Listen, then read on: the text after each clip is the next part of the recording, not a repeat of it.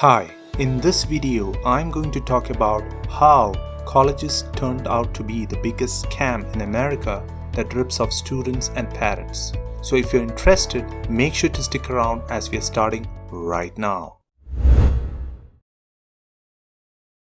The story of the rising cost of college in America dates back to the late 1990s. Cost of tuition is at sky-high prices and it does not look like it will come down in the near future. This has led many to question the value a highly paid college degree brings to the table.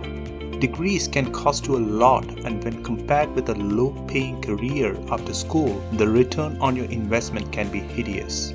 There is no denying the fact that education is required, and individuals with at least some college education make more money most of the time than those with only a high school degree. But the real question is how much you should be spending on getting a degree. Student loans are easily available, and if it was not the case, then student loan debt would not have been the second largest form of outstanding consumer debt in the US. Studies suggest that 70% of college graduates leave school with student loan debt that averaged $38,000 in 2017. That much debt does not go away quickly, and it impacts the ability of an individual to purchase a home, start a business, get married, and make contributions for retirement. The standard repayment plan would charge the graduate 4.3% interest over 10 years for the $38,000 borrowed.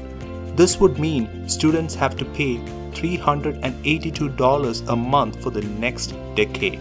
Experts estimate that you will need a starting salary of $47,000 to afford to pay off the loan if you remain single, and if you marry, that number goes up to $52,000. This is the theory, but the truth is different. Most students fail to find a job with enough pay and hence fall behind on their student loans.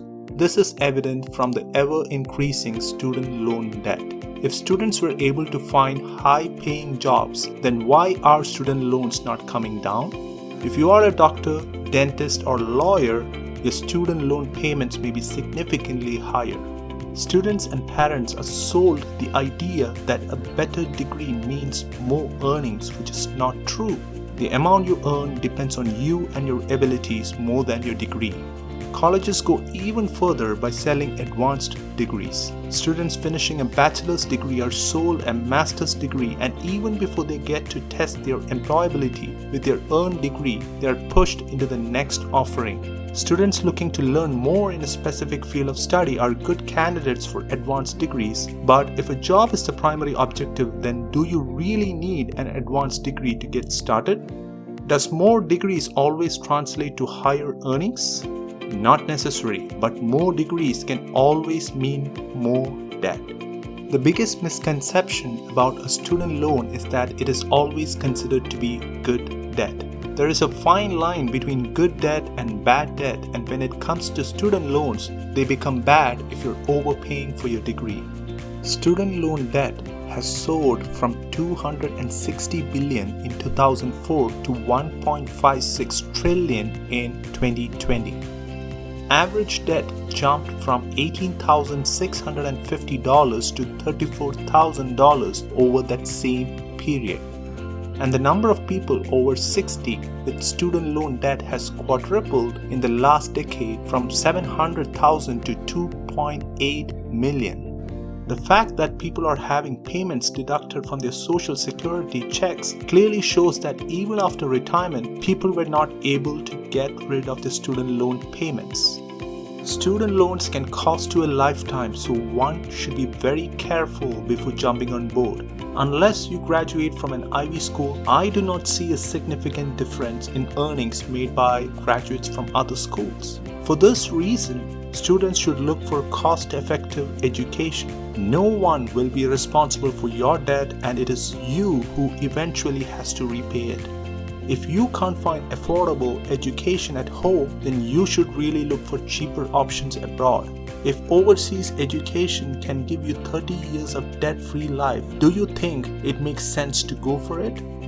Your school may matter for your first job, but from then on, it's mostly your skills. It may open up the first door, but definitely not the last door. Student loans are no different than consumer debt when it comes to its impact on your personal finances. The lower you keep it, the better. Before you get debt-ridden, you should calculate how long it would take you to repay your student loan. I personally believe that student loans that take more than 5 years to repay are bad. Remember one thing, the borrower is always slave to the lender. That being said, I hope this video sheds some light on how colleges and bad student loans keep you poor. So if you like it, please do share it with your friends and consider subscribing. Until we see next time, thanks for watching. Bye.